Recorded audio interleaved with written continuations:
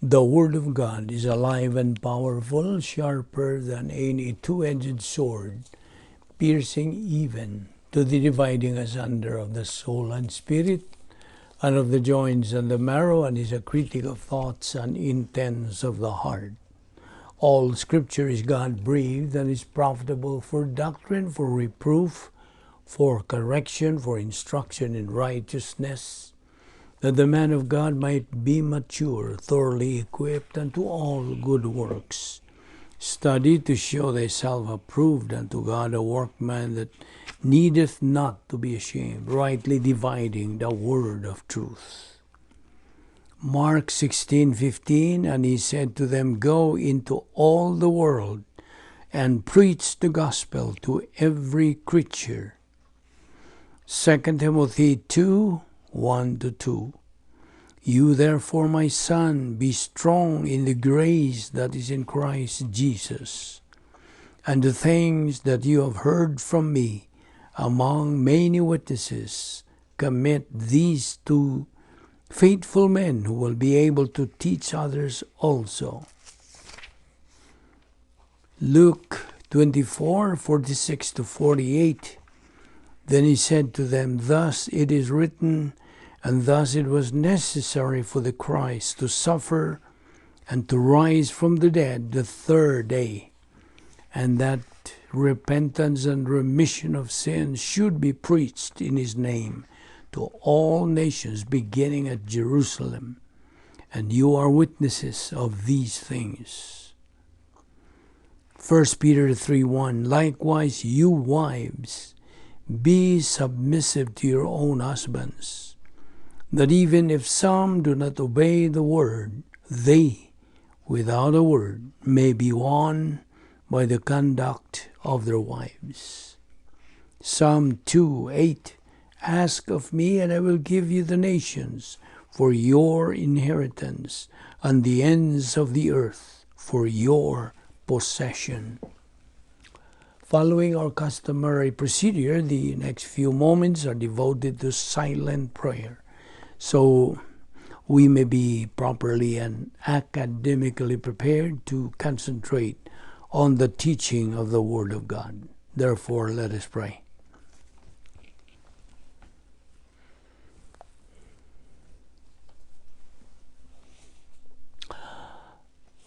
Let us pray. Heavenly Father, we thank you for this opportunity once again to avail of your word by studying, learning, believing, and applying your word to our life. We thank you, Lord, for our Bible study through the YouTube of the Vic Balbido Evangelistic Ministry. This we ask in Jesus' name. Amen. Welcome to our Bible study once again, fellow believers and our subscribers.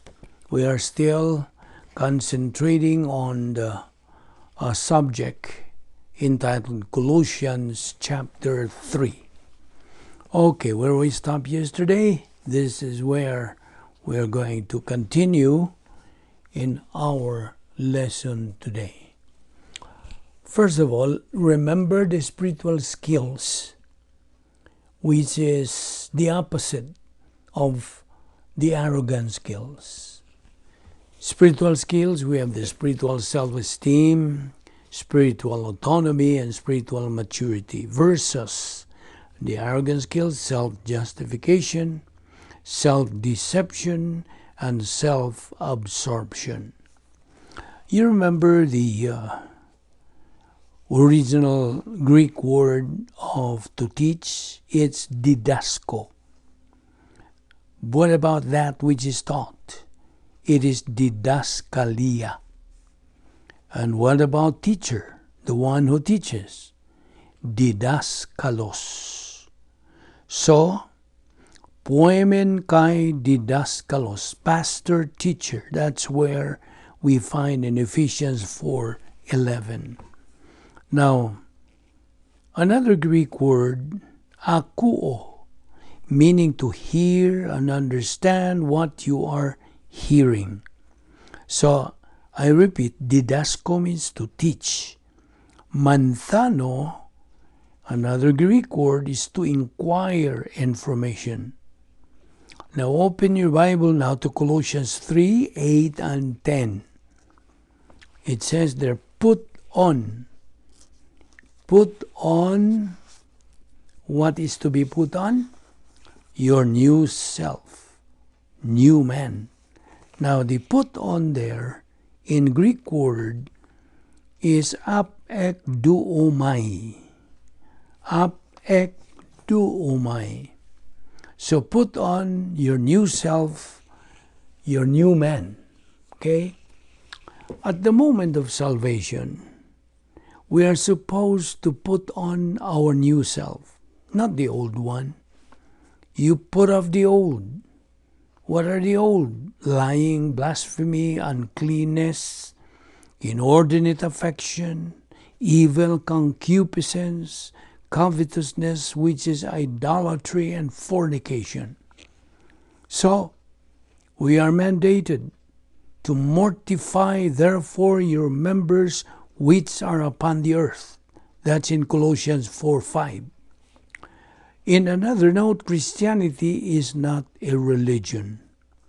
I think you have heard about that long time ago. So, Christianity is not a religion. It is a way of life. What is funny is that there are people who say that Christianity is the oldest religion. That's what they say. I just do not understand where they got that concept. Again, Christianity is not a religion. It is a relationship to God. It is a way of life. Now, a Christian, a believer who is carnal is living a lie. It is only being spiritual as a believer that he lives the truth. Colossians 3:9. So again, Colossians 3:8 and 10, it says, put on your new self, new man. Apekduomai. So what is to be put off? The old, which includes lying, blasphemy, uncleanness, inordinate affection, evil concupiscence, covetousness, which is idolatry and fornication. So mortify therefore your members which are upon the earth. Colossians 4:5. Colossians 3:10. To be maintained in order to reach capacity for life. To reach capacity for life, which is capacity righteousness. Through what? In what way? Through persistent intake of post-salvation epistemological rehabilitation. Study, learn, believe, and apply the Word of God. Now, will you open again Colossians 4:5? It says there, walk in wisdom and redeem the time. By the way, a believer's relationship to God is vertical, whereas a believer's relationship to man is horizontal. Now, neos, N-E-O-S means new. Kainos, K-A-I-N-O-S, because it is maintained. It appears new, okay? It appears new because it's maintained. Now in 2 Corinthians 5:17, therefore if any man be in Christ, he is a new creature. Old things are passed away. Behold, all things are become new. Now, believers, as we know, are new species. They are sanctified. They are supposed to remove their old selves and put on their new selves. So, capacity righteousness is the objective of every believer, to be developed through judicial righteousness. It is a special privilege for believers to avail of God's spiritual assets to be able to attain the capacity stage. Post-salvation epistemological rehabilitation, as explained by Ephesians 4:20 and 21. There, it mandates that believers learn, hear, and being taught. Learn Christ, that is manthano in the Greek. Hearing Christ, that is akuo. And taught in Christ is didasko. Okay, back to Colossians 3, 8 to 10. Put off all these, anger, wrath, malice, etc. Instead, put on the new man. This is only possible by post-salvation epistemological rehabilitation. Ephesians 4:20 and 21 again, learning Christ, manthano. Hearing Christ, akuo. Taught in Christ, didasko. Romans 12:2, be not conformed to the pattern of this world, but by the renewing of your mind. Again, be not conformed to the pattern of this world, but be ye transformed by the renewing of your mind. Now, in order to be sanctified, a believer has that life in his mind, because the Christian way of life is a mental attitude life. Hagios means holy, sanctified. So the life of a believer is in his mind. In other words, the spiritual life is what is in the believer's mental attitude. Well, as we always define, the Christian way of life is a mental attitude life. That mental attitude which pleases the Lord. A believer who is carnal lives a life of lies. Remember the 3 R's: reception, retention, recall. A carnal believer not only lives a lie, but he is ignorant of the truth. So we Christians, we're always mandated, so we will never forget to learn Christ, manthano, to hear Christ, akuo, be taught in Christ, didasko, and put on the new life. Ephesians 4:11, it explains about the pastor-teacher being the food preparer. 2 Corinthians 5:17 again, therefore, if any man be in Christ, he is a new creature. Old things are passed away. Behold, all things are become new. Now we have to learn doctrine before thinking doctrine, right? We cannot think doctrine if we do not learn doctrine. The Christian way of life, as we have known from the very start, is a supernatural way of life. And as such, it requires a supernatural way of execution.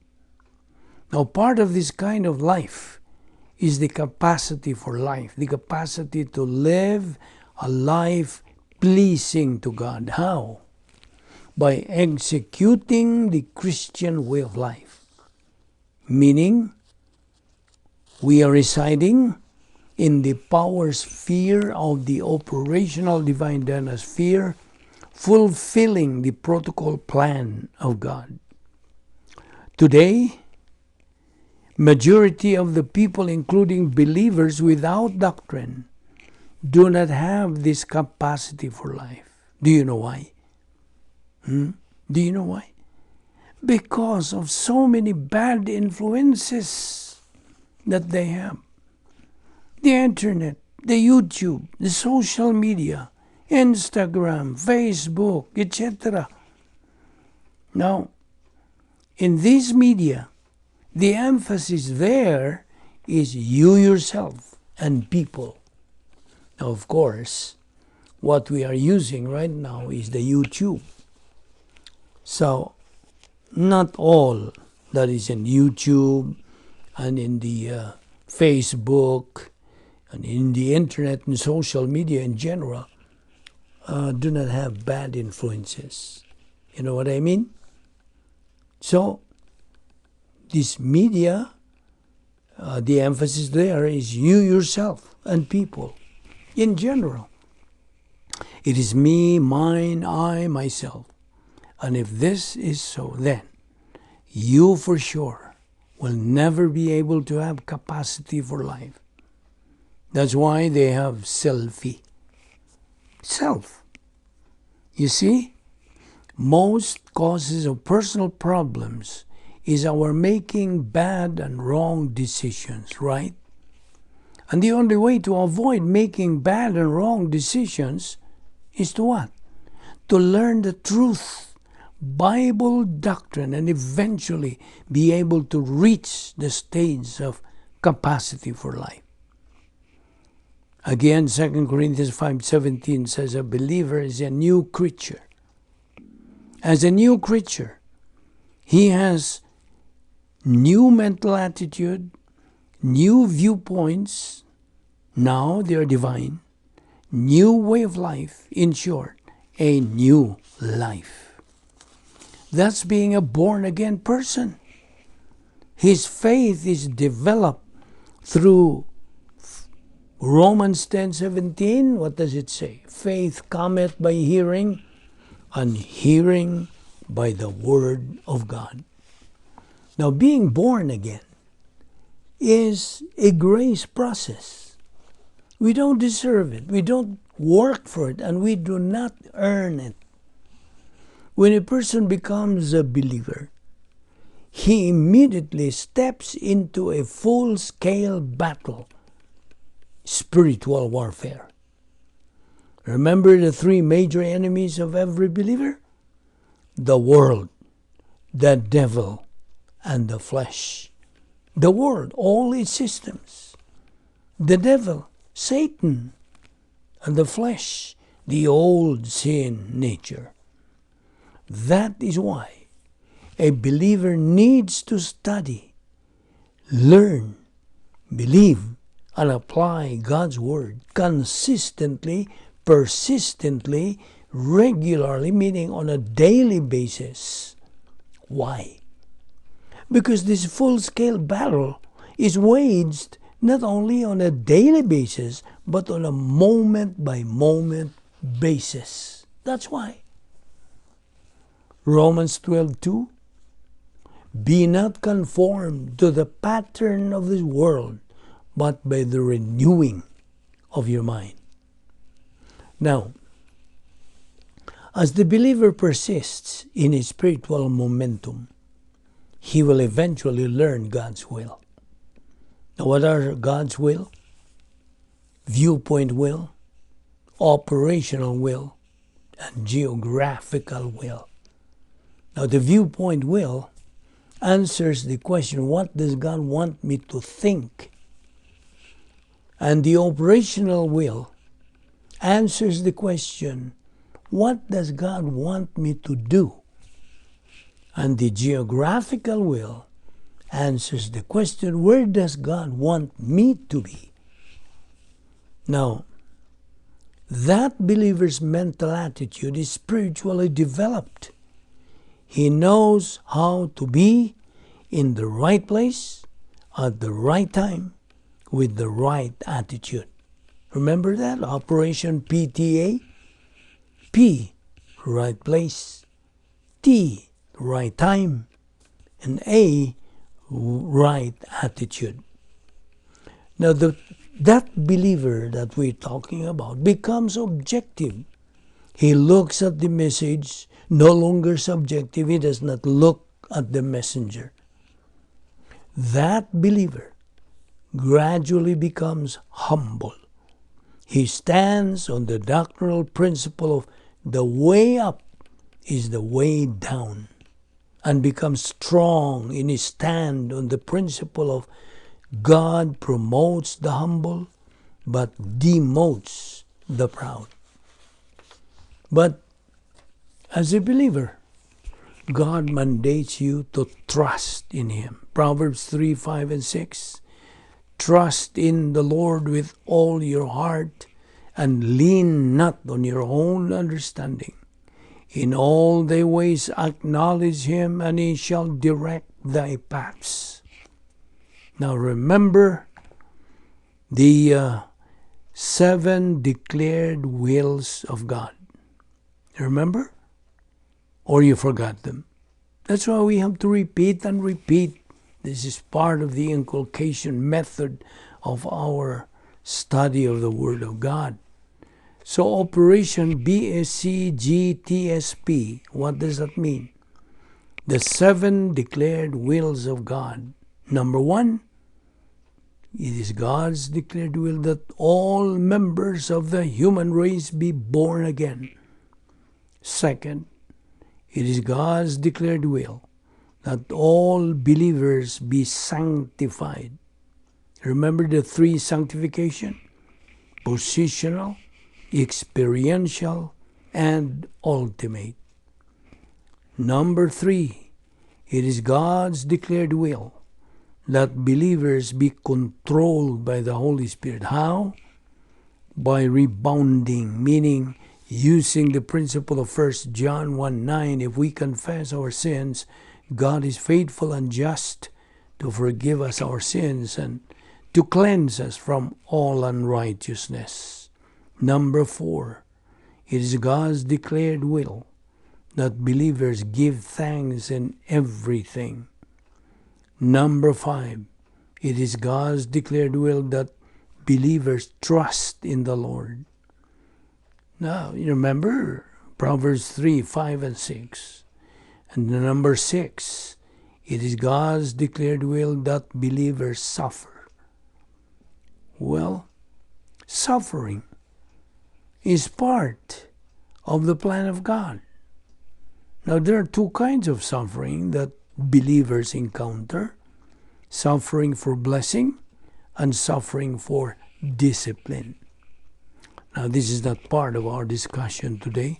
So number 7, declared will of God, is that all believers be productive. And you know the 2 kinds of production. One is divine and the other is human. Also remember that God has many promises for every believer. Remember, God has 7,000 promises for every believer. My question is, how many promises of God have you ever learned so far? How many? Every believer should master this principle. The rate of learning should exceed the rate of forgetting. Colossians 3:10 again, remember? And have put on the new man, which is renewed in knowledge after the image of him that created him. Now, this have put on, the Greek word for this is enduo, and it is in the aorist tense. So, it is always a matter of choice when we talk about this, that every believer must put on the new man.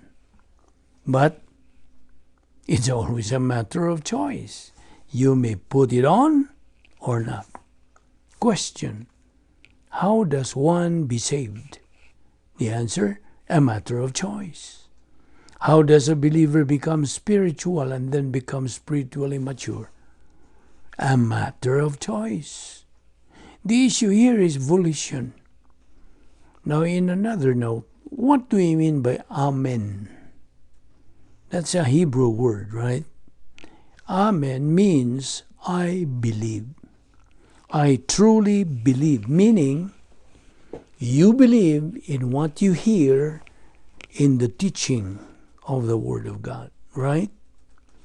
That is metabolization of gnosis doctrine into epignosis doctrine. By the way, in Colossians 3, 8 to 17, this talks about doing things as unto the Lord. Well, especially in verse 17. In 2 Corinthians 5:17, therefore, if anyone is in Christ, he is a new creation. The old has gone, the new has come. Now, all believers are now in union with Christ, meaning they are now united with Christ forever. Where can we find that? In the Bible. It is in 2 Corinthians 5:17 to 21. Colossians 3:10 again. And have put on the new self, which is being renewed in knowledge in the image of its creator. Where is our mind, may I ask you? Where is our soul? Where is our heart? The answer is, they are in our mentality. Our mind, by the way, has two lobes. The left lobe, which is the hearer part, and the right lobe, which is the doer part. Now, of course, when we talk about this, that's cardia. God mandates that we have to remove, our old self, Colossians 3:8, and then put on the new man, the new self. Romans 12:2, be not conformed to the pattern of this world, but by the renewing of your mind. Now, by the way, the filling of the Holy Spirit love and virtue love, they go in tandem. Personal love for God and the impersonal love for all mankind, they go together in tandem. Now, gnosis doctrine is necessary to make it an epignosis doctrine. Now, what makes gnosis doctrine not being transformed into epignosis doctrine? Well, the answer is arrogance and also preconceived notion. Colossians 3:10 again, and have put on the new man, which is renewed in knowledge after the image of him that created him. This new man is being born again, called out one, ecclesia. So what else can you describe about this new man? Positionally in Christ, positionally united with Christ. He's imputed God's perfect righteousness. His name is written in the Lamb's book of life. He is sealed by God the Holy Spirit. He is justified. He is now called saint, a child of God, citizen of heaven eternally. Philippians 3:20. Okay, remember the three spiritual skills: filling of the Holy Spirit, metabolized Bible doctrine, and utilization of God's 10 problem-solving devices. Now, on the other hand, there are three arrogant skills: self-justification, self-deception, and self-absorption. A believer needs to have gnosis doctrine in order to utilize epignosis doctrine. Let us also remember that our faith can only come by hearing the Word of God. Romans 10:17. And by the way, do not forget the principle which says the rate of learning must exceed the rate of forgetting. But again, it's all a matter of choice. You see, All of life is decision making, right? But whatever we decide in life, it is only us who are accountable, responsible, and answerable to that decision, right? You want happiness in life? If I ask you, do you want happiness in life? The answer is, saturate your mind with God's Word. Not the following: sex, illicit sex, money, fame, wealth, etc. No. True and inner happiness can only be experienced by a believer who is spiritual and continuing to reside in the operational divine dynasphere, his royal palace, persistently, consistently moving forward in his spiritual momentum. That is how to live a winner believer's life. That is life beyond gnosis. Remember God's mandate for all believers. Be ye doers of the word, not only hearers. We believers have first to learn doctrine before thinking doctrine. Wear or put on the new man and remove the old man if you wish to be a winner believer. This is where we stop today, and we will continue that discussion tomorrow. So don't forget to be with us tomorrow once again, and stick to our concentration to this subject, which is very, very important. Colossians chapter 3. Let us pray. Heavenly Father, we thank you for the time you have given us to study your word today. Bring us tomorrow here once again so we can continue our spiritual momentum and ultimately reach our goal. Our goal, which is spiritual maturity, otherwise called doctrinally as capacity righteousness. We now pray that you continue using this ministry for the dissemination of the gospel and for the edification of the church. This we ask in Christ's name. Amen.